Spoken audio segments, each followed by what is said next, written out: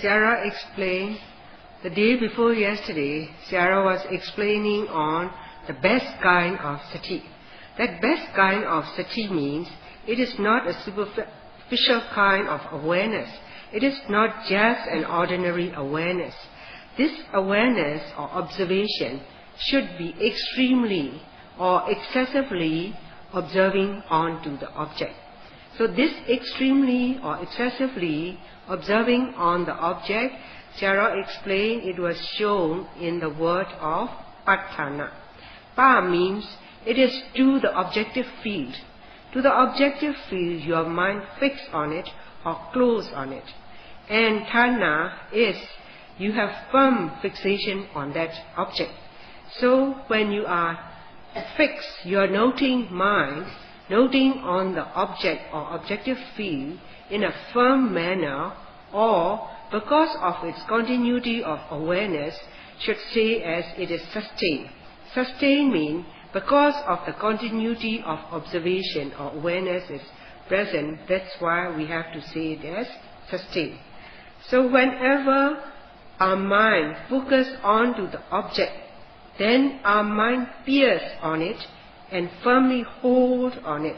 That means it is closely noting or observing on the object. So this way of observing extremely and piercing on it is called as the best kind of sati. So this, why it is called as best kind is because our noting mind pierce or sink into that object as if it's plunge or sink into the object.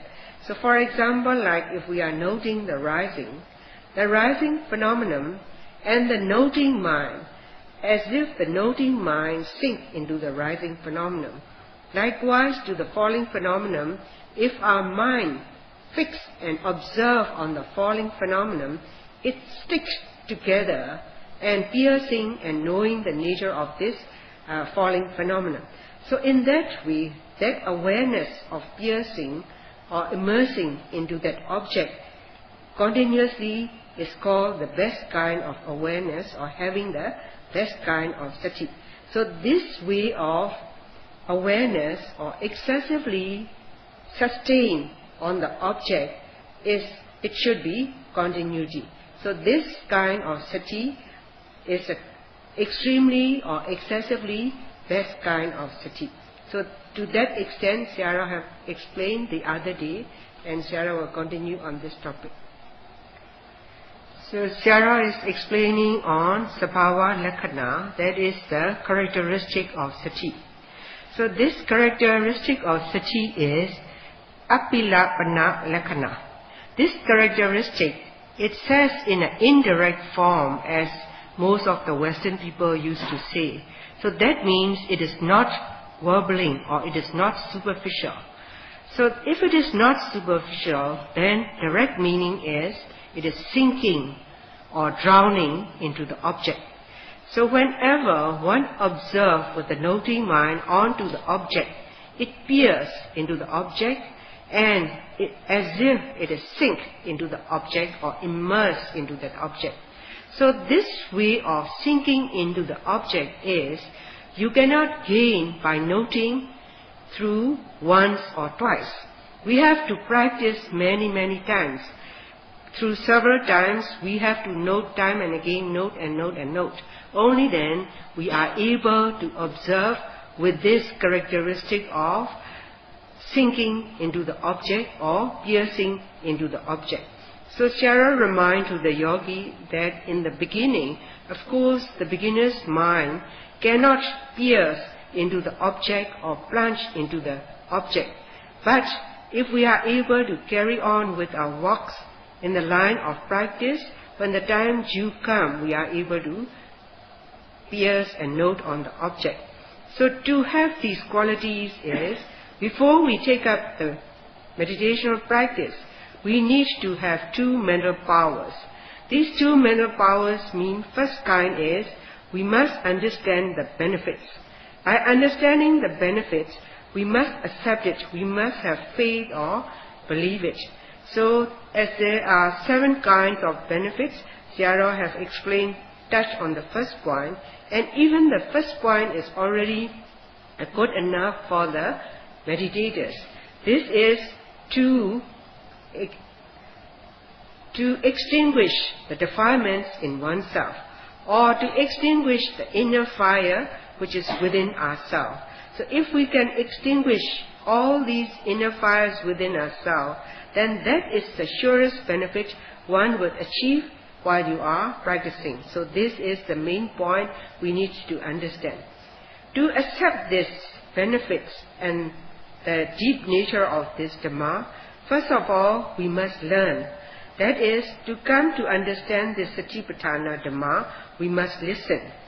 And secondly, we must discuss with the appropriate teachers. And the third kind is, we need to reach through appropriate scriptures.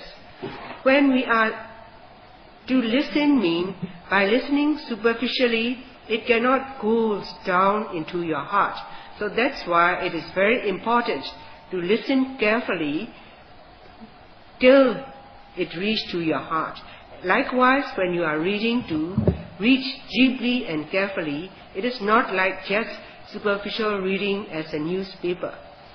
So it should be like if we are a patient, and if we are listening to the instructions from the doctors, then we need to listen carefully. Only then we will obey to his instruction. So likewise, when we are listening to the discourse given by the teachers, we have to listen carefully with due respect and seriously. Only then we will come to understand the facts of this Dhamma nature. So when we come to understand then through our learned knowledge, then we have trust, or we come to accept it. Then when we come to accept it, as we practice, we come to have conformity. With that conformity, we have strong chanda or desire to overcome these kilesa mara, to extinguish these defilements or the fires within us. So these fires within us are, although we are not dead yet, but the virtues of you were already dead if we are overwhelmed by kilesa mara. So that's why it is to take up this practice. It is very important for us to have trust or faith in this Dhamma, and we must have a strong desire or chanda to pursue this practice. If there is no confidence or trust in this Dhamma, we cannot practice properly. As well, if we have wavering mind too, we cannot practice properly. So that's why the second points, or the two mental powers, before we take up the practice is, first of all, we must understand the benefits of this Satipatthana Dhamma practice. And second is, we must have faith and strong desire to pursue the practice. So after we have all these qualities in us, then we start to take up the practice. In the line of a meditational practice, whenever we are observing or noting onto the object, we must have the right aim. That is the nature of jhana, or pointedness of mind. And with that right aim and pointedness of mind, we need the mental pushing power onto the object. That is the right effort. So with that right aim and the right effort, as we practice well and properly, then the more we practice, so we are able to note much and more. So that's why whatever the object crop up in our meditational field, as soon as you note to whatever the kind of object is, your mind sink into it and your mind immerse into the object. So that's why with that sinking mind, as if it is sustained or there is a continuity of awareness, with that sinking mind, you are noting on the object. So that's why Sarah explained as Okkanchitava Pavitati. So as a best kind of this, as Sarah have explained, to have this best kind of sati, there are some of the meditators who are thinking that, how am I going to have that kind of piercing mind or plunging mind? Of course, in the beginning, we cannot have that kind. But the more we are going to practice, when the time due comes, we will have that penetrative mind. and the effect of the practice will become perfect. So Sayadaw says that that's why, as in the English saying, practice makes perfect. So when we are noting on the object with sati or best kind of awareness, then we would have that characteristic of sinking into the object. To have that sinking power from our mind is, by thinking alone we will never have it. Sayadaw explained, in this world, whenever we like to own, especially the precious things, we have to pay the price for it. So the more it is precious, we have to pay more higher price. So likewise, when we are practicing Satipatthana Dhamma practice, to overcome on kilesa mara, or the inner fire or the defilements, by understanding the 7 benefits, not only that, as Sayadaw have explained in the previous preachings, that as this Satipatthana Dhamma practice is the easiest, it is the surest and the most natural, and it is the shortest one to attain the benefit. So that's why to have the benefits by practicing Satipatthana is, we cannot gain without any price. This is somewhat like you are visiting the shopping center. When you want expensive things, you have to pay more price. So likewise, as Satipatthana Dhamma is taught by the Lord Buddha, which is very precious for everyone, we need to have faith, and that faith is the kind like we have to pay for it. So this faith, as Sayadaw says, it is not the blind faith. Having trust in it, just try it. That is, with that faith or trust, we must have a strong desire to do. As we have the strong desire to do, and as we strive diligently, then it becomes effective in the line of Satipatthana Dhamma practice. So this is the kind for one to have best kind of sati or awareness. While we are in the line of Satipatthana Dhamma practice, at times we really note, but at times we gaze. At times we are drifted with stray thoughts. At times we are restless, or at times we are talking or so forth. So all these are not like the real yogi. We will be just like the children outside.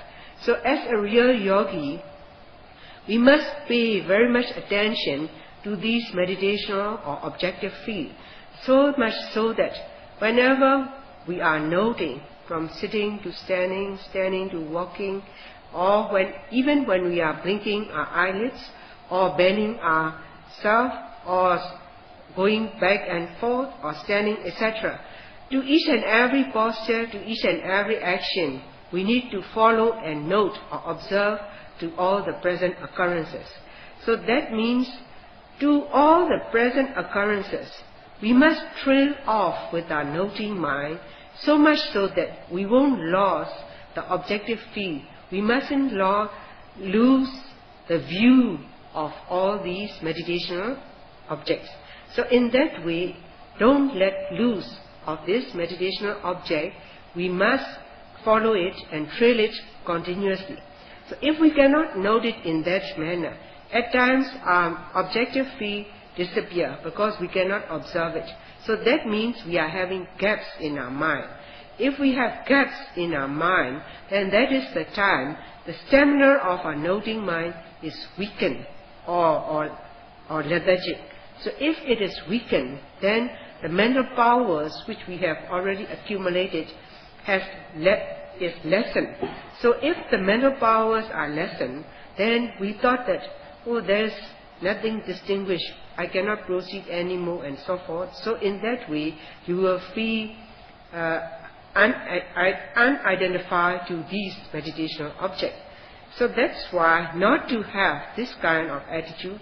Whenever the object occurs, try and note it with right aim and with the mental power, right effort, piercing or immersing into that object. And that kind of piercing and noting on the object should be continuous, so much so that trailing on the objective field shouldn't stop. It should be continuous. So in that way, this is another kind or another function of sati. So Shara explained the function of sati. That is asamosa rasa. This function is non-forgetfulness or keeping the object in view. So samosa is losing or ending, or you lost the view. So you cannot catch hold of the object. So as a function, it has asamosa. That is non-forgetfulness. It is always trailing the object whatever as it occurs, not missing any moment. That means whenever we are noting, for example, whether you are following the rising or falling of your abdomen, you don't miss a moment.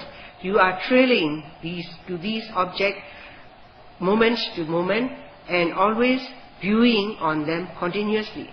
So in the same manner, whether you are following the footsteps or whatever the position or any other kind of object you are noting to, don't let it miss even for a moment. So when there is a continuum of observing or noting on the object, then you would have that asamosa rasa. That is the power of the sati, and that is to keep the object always in view, will become sharpened. Because Shara have explained, to the continuum of the mind and matter, we have to note precisely. So to use this mental and physical energy, are we going to become too tired, or are we going to be exhausted? So in that way, one may be thinking. Shara says it is not the same manner like we are walking in the ordinary walks.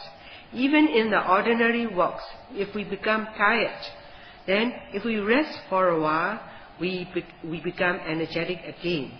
So we are energized again. But in this Dhamma practice, if we are continuously noting, then all the mental powers are increasing time and again.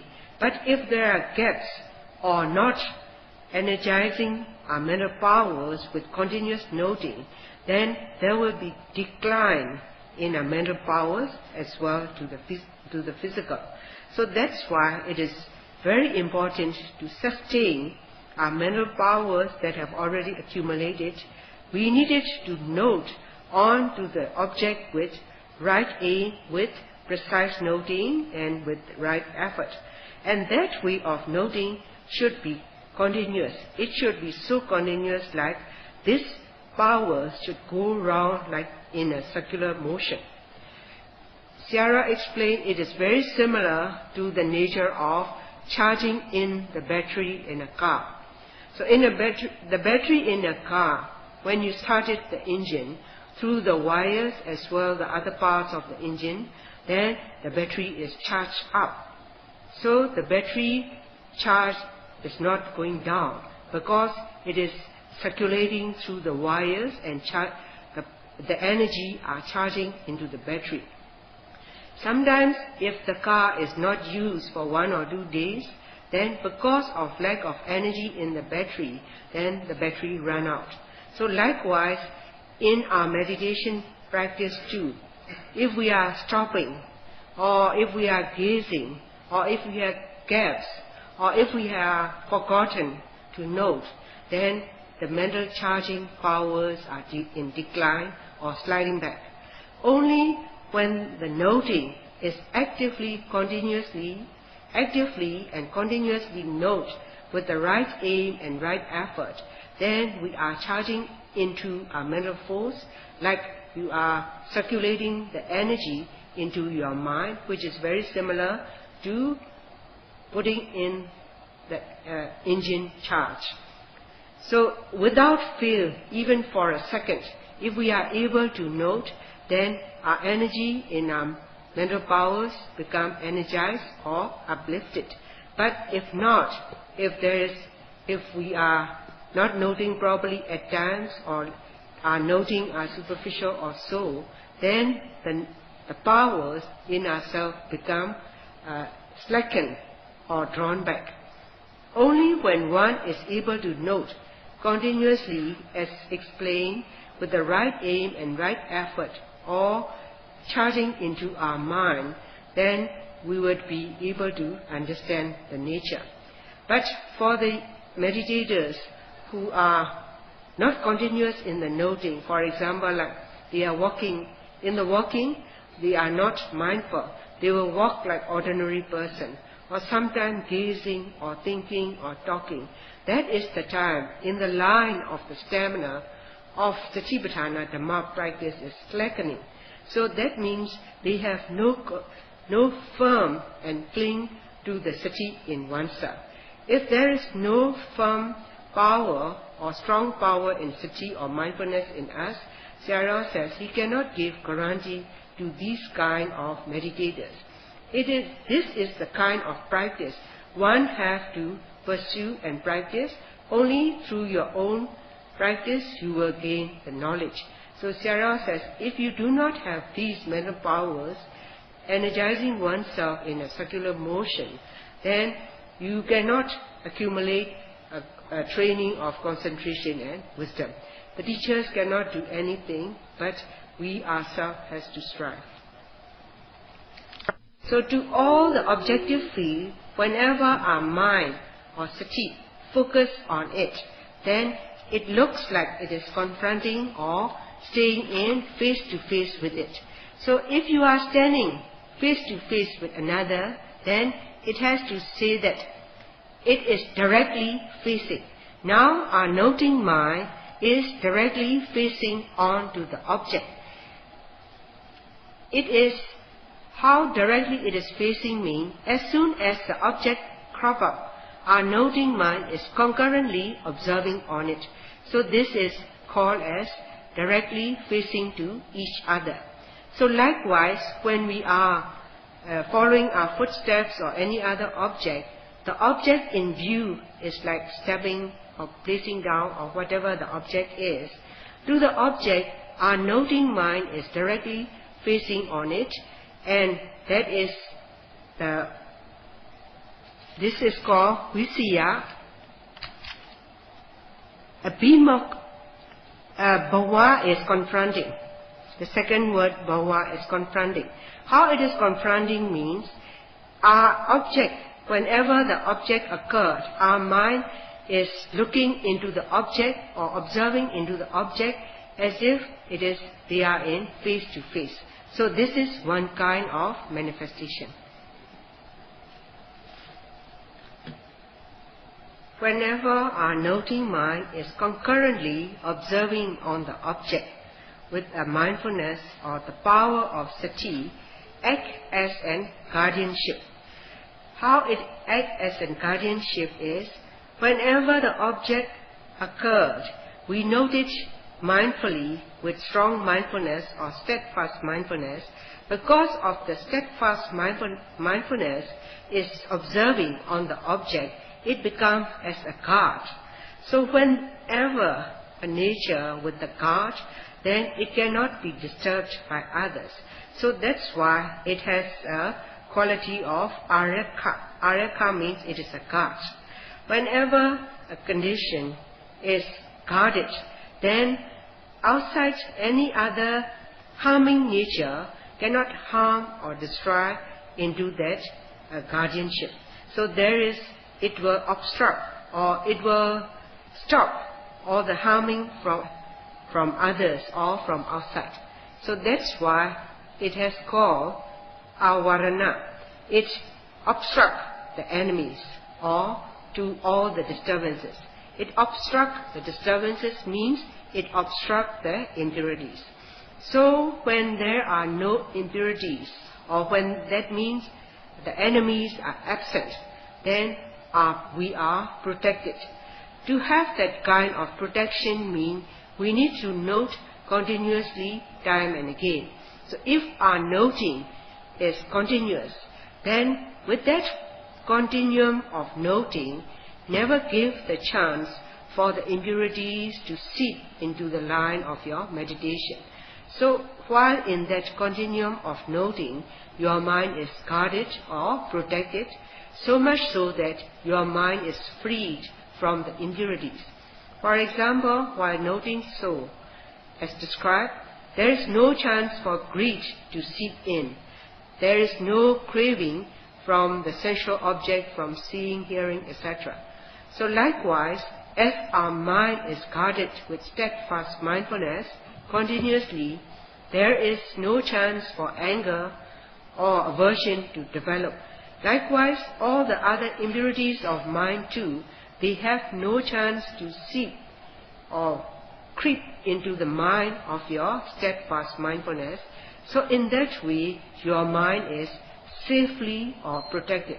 So that's why it has a Rakha Varana Kuti.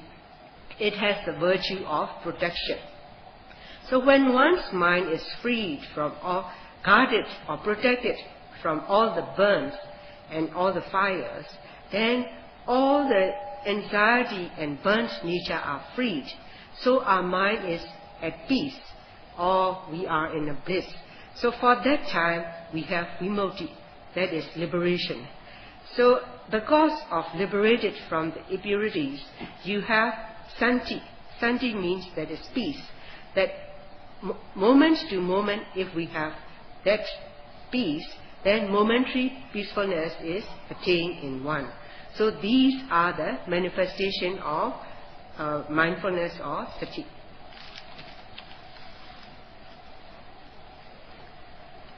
Sarah gives an example like the outside fire. The outside fire not to break out is, the first important point is to prevent, or prevention is better. So likewise, the fire within us, which are more worse than the outside fire, then we have to extinguish with steadfast sati or mindfulness. Whenever there is a continuum of steadfast mindfulness is present in us, then there is no chance for the fire of raga or lust to arise. That means to each and every moment, if we are able to observe to all the meditational object, we are extinguishing we are preventing ourselves from all the inner fire. That is, we are getting the upper hand on all the inner fires. So to each, without fail, to each and every second, if we can note continuously, then that means to each and every object, our noting mind plunge into it or sink into it and note it, and that way of noting is continuous, then that is the time our mind has a protection, or we have the prevention from the inner fires. So for one who is lacking in sati or no mindfulness, then they will be burnt by the fire of greed, fire of anger, and fire of delusion.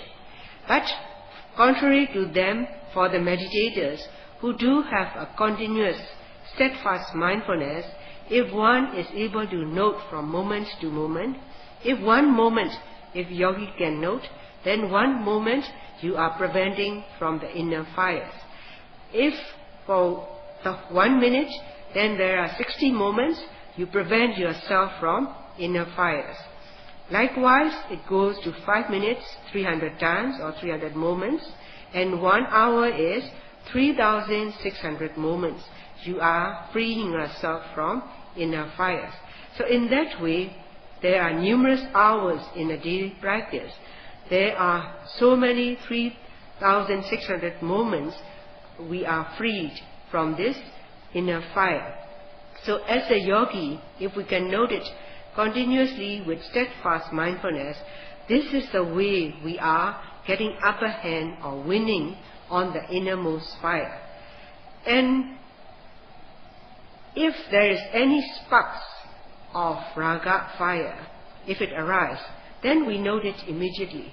As soon as it arises, we note it immediately. That is like, as soon as the fire breaks out, you extinguish. So this is the way of something like curing or cure. So these two ways and means to have to free ourselves from this inner fire is, first is the kind from prevention or protection, and second is from cure. So in that way, if we are able to note it immediately as soon as the sparks of fire arise, if we note it, we extinguish. So in that way, we can conquer it. As described in to have a best kind of sati or mindfulness in one, there is a nearest cause. This nearest cause is Thira Sinya. Thira means it is a firm or very strong or powerful. Sinya is your perception. So whenever an object occurs, you don't need to analyze whether it is good or bad, pleasant or unpleasant. You just record it. Recorded means strongly perceive and observe from your mind, just like in the tape recording. So whatever the nature of the content is, the recording work is to record that on the tape. So likewise, as in the sinya, that is in the perception. This perception is no need to analyze, just record from the mind whatever the nature of the object is.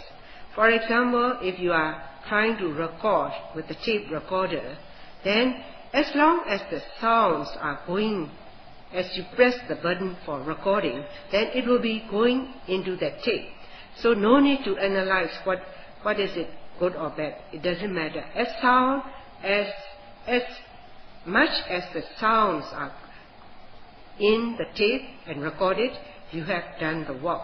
So likewise, in our meditation too, it is very important to have that quality of strong mindfulness is, we need to have firm and strong perception from our noting mind.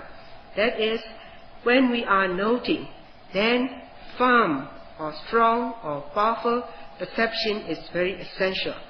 That's why it is shown as Thira Sinya Patthana. So strongly or holding or firmly with the perception, if we are aware from our mind, then with that way of recording from our mind will enhance one to accumulate more of effort, mindfulness and concentration. So that's why the nearest cause to have a best kind of mindfulness or sati is to have firm or strong holding of perception in one is the cause for perception, is the cause to have steadfast, continuous mindfulness. Supposing when one is recording a speech or so, then one has to record whatever the contents of the speech is. No need to analyze, to cut it off here and there, or just wavering, I should do this or so. You don't need to analyze. You don't need to hesitate. And you don't need to quit at intervals. But you have to record that speech from beginning to end properly. So likewise, as you are recording to a speech, whenever we are recording in the field of a meditation, we have to note precisely and concurrently and continuously to all, as whether rise and fall of the abdomen or the step movement from lifting, pushing forward and stepping down, or bending your body or stretching out, or whatever the nature from your body and mind, you have to, or we have to note it continuously. So these become as a factor for us to develop steadfast mindfulness. But instead of recording recording or noting as prescribed, but if we are trying to assess, to have that best kind of sati, do I have to assess this way or that way? Or so if you want to know yourself, then Sayadaw says, try and assess yourself.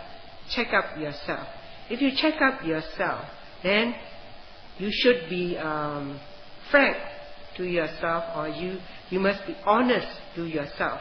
If you are too lenient, and if you say that the way I am recording is correct, then you are not frank to yourself. You must be honest to yourself. So that's why to have that proper and appropriate recording is, whenever the object occurs, we have to note it with right aim and right effort without a miss. That means our noting and observation from our mindfulness practice should be sustained and persistent.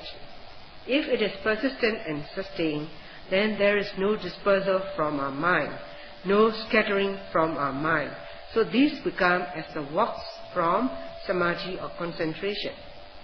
With that concentration, our mind becomes still and quiet.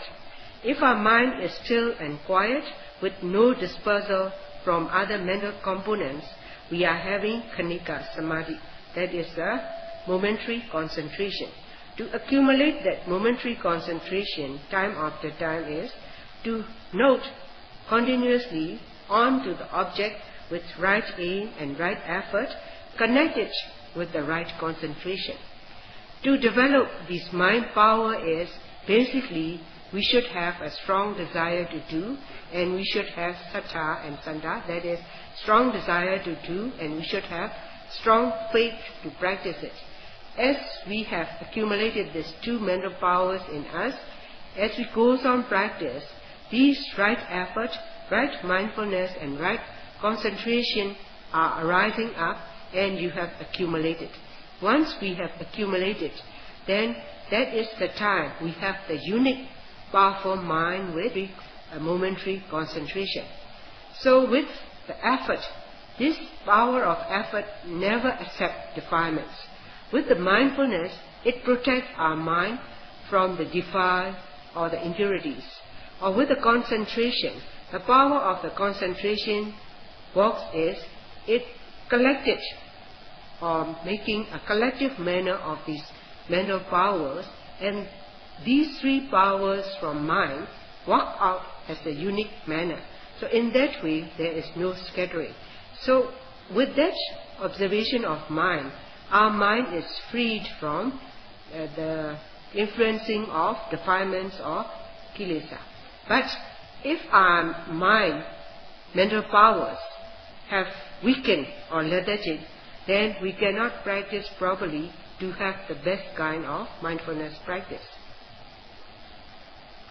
So with this samadhi training, as these are the constituents of these, right effort and right mindfulness, and the concentration are the training of the group of concentration, then as we are training again and again, then this is the time that we have Patipakha Vikampana. That means we are opposing all the opponents or all the opposite nature. So we are contrary to this is we are gaining the benefits. So when in our mind, if we can note it with that unique manner with our mental powers, then that is the time we are able to suppress or free our mind from Priyotthana Kilesa. Priyotthana Kilesa means these are the defilements that crop up only into your mind. So at that moment we are free from these medium type of defilements. So that is the moment we are able to extinguish these medium type of defilements, and our mind is tranquil and at peace. So Sayadaw explained that to attain that level is until and unless we practice methodically or systematically, we cannot achieve to that level. If a yogi is practicing methodically or systematically as prescribed, we are able to conquer Priyotthana Kilesa. These are the obsessive defilements or medium type of defilements. We are winning on them if we practice systematically. So that means you are conquering yourself, or you become the winner of yourself. This is, Sayadaw says, it is termed as Dhamma Vijaya. Vijaya means you are the victor in a righteous way. Victor to none other but to yourself. So if you are winning yourself with all this mind training, then as your mind is so quiet and tranquil, You are at peace as at the same time you are not harming or harassing others too. So that is the time you are bringing in the bilateral benefits to yourself as well to your surrounding. So as for one's mind, whose mind is freed from all the defilements, then that mind is pure. If a mind is defiled or with the power of impurities, it cannot attain the purification, then that being is coarse or it is rough. But for the mind free from defilement is pure, and there is a purification in one. If there is a purification in one, then that makes that being become a civilized person. If you become a civilized person, then you become a pliant and meek person. If you become pliant and meek person, then you become an adorable one. So how wonderful it is, by observing the sila, you are disciplining or training yourself from body and speech, and you have already tamed all the gross defilements to keep away at that time. And at the same time, if you are training with concentration power, with these three training of concentration or samadhi, you also tame your mind, and your mind is also freed from all the impurities. So with sila or morality, all the gross defilements or transgressional defilements are suppressed. And with the samadhi or concentration, medium type of defilements are also suppressed. So in that way, to each and every moment, with the training of morality and with the training of concentration, we are winning ourselves. So Sayadaw says, if you are winning yourself at that moment, not only you are at peace, but you bring goodnesses to your surrounding too. So that is like one blow, two shots. So Sayadaw says, this kind of training is the training which gave one to attain the real civilization.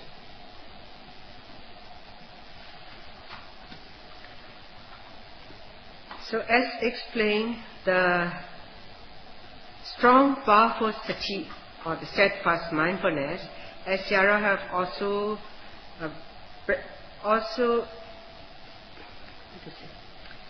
says that this is the kind of easiest, this is the surest, this is the clearest way of practice, this is the shortest way of practice. So this way of practicing to attain all the powers of steadfast mindfulness in one is, Sayadaw says, no one can practice except the noble people who wants to conquer oneself or who wants to win oneself. Only the noble people are able to take up this practice. So to these kind of people, Buddha also expounded that this way of practice is a practice that is done by only the noble people. So Sayadaw says, to follow the path of the noble people practice, we need to follow that this is the surest way, this is the shortest way to attain the achievement. So while we are having the chance and opportunity to do it, we have to practice it seriously in a methodical manner. That means to note it without fail even for a second, or without miss even for a second.